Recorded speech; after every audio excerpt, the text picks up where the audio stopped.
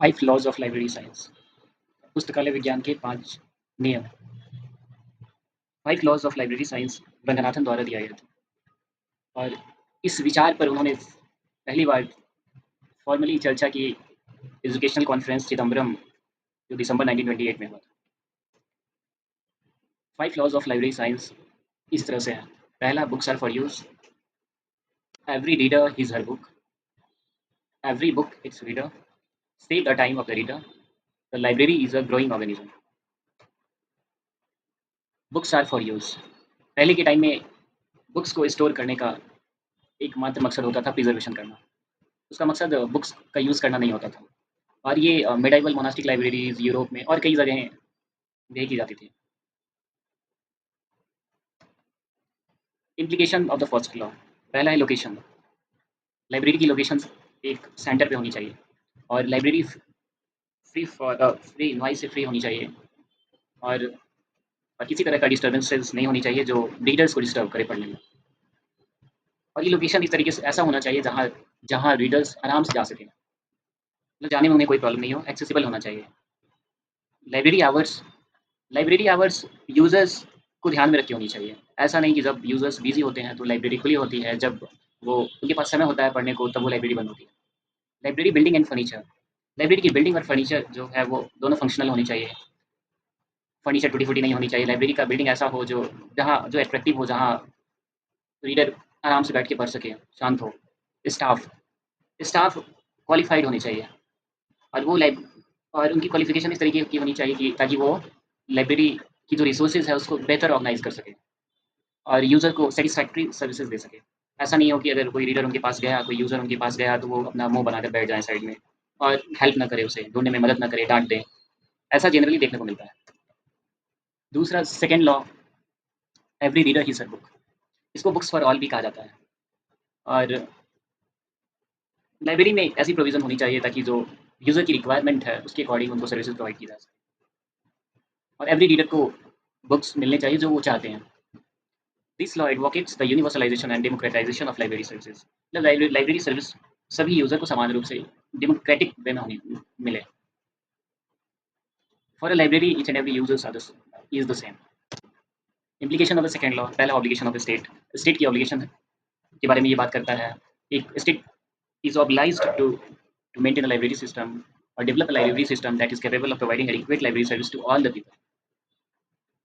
और ये लेजिस्लेशन के फॉर्म में भी हो सकता है कि लाइब्रेरी लेजिस्लेशन की इनेक्टमेंट हो जिसमें ये प्रोविज़न हो कि किस तरीके से स्टेट लाइब्रेरी को सपोर्ट करती है, फिनांस नॉट ओनली फिनेंशियली, मतलब अदर तरीके से भी सपोर्ट करें और जो कोऑर्डिनेशन हो रहा है उसके बारे में बात की जाती है।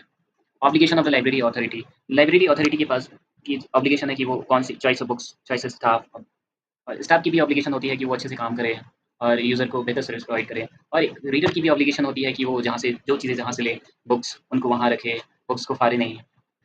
सेकंड लॉ में रिसोर्स शेयरिंग की बात की जाती है। Third law, every book its reader. Every book is in the library should have a chance of finding its appropriate reader and of being used by him। मतलब every जो भी किताबें हैं उनको अपना एक रीडर मिले, एप्रोप्रिएट रीडर मिले। मतलब किताब अपने जो रीडर है उसके पास दोनों के बीच की जो पहुँच है वो उसको पूरा किया जाए।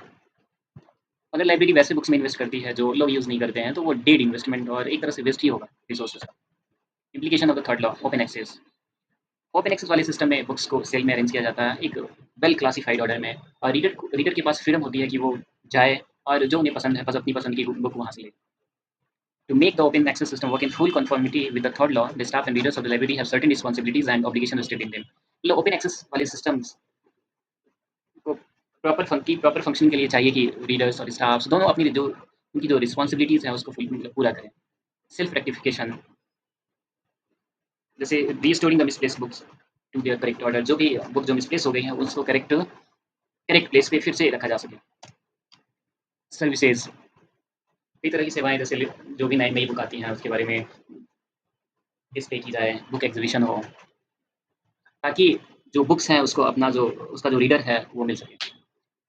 रीडर को पता नहीं रहेगा बुक के बारे में तो बहुत मुश्किल है, बुक साइड में पड़ी रहेंगी और रीडर ढूँढता रहेगा, उनको मिलेगा नहीं। The library catalogue. जिस तरीके से सेकंड लॉ में के इम्प्लीकेशन में लाइब्रेरी कैटलॉग की बात की गई, थर्ड लॉ में भी इसकी बात की जाती है। एक वेल डिज़ाइन कैटलॉग होना चाहिए। Fourth law, see the time of the reader. Reader का जो समय होता है बहुत इंपॉर्टेंट होता है। और रीडर डिफरेंट टाइप्स के हो सकते हैं, जैसे कोई स्कूल स्कूल स्टूडेंट्स या फिर college student, scientist, policy makers, ये सारे रीडर्स हैं। और रीडर्स के काफ़ी बिजी होते हैं, उनके पास समय की कमी होती है। और अगर वो लाइब्रेरी आए, उनको बुक ढूँढने में बहुत समय लग जाए, तो लाइब्रेरी आना बंद कर देंगे। उनको एग्जैक्ट और फास्ट सर्विस मिलनी चाहिए। Implication of the fourth law, पहला हो गया ओपन एक्सेस। ओपन एक्सेस की बात थर्ड लॉ, फोर्थ लॉ दोनों में की जाती है। क्लासिफिकेशन एंड कैटलॉगिंग, मतलब वेल क्लासिफाइड और कैट बाय डिज़ाइन कैटलॉग होनी चाहिए लाइब्रेरी के पास। चार्जिंग सिस्टम, चार्जिंग सिस्टम में कम समय, जैसे बुक अगर हम लोन पे लेते हैं या फिर बुक हम लाइब्रेरी में रिटर्न करते हैं, दोनों में मतलब कम से कम समय लगे। नेक्स्ट है fifth law, library is a growing organism.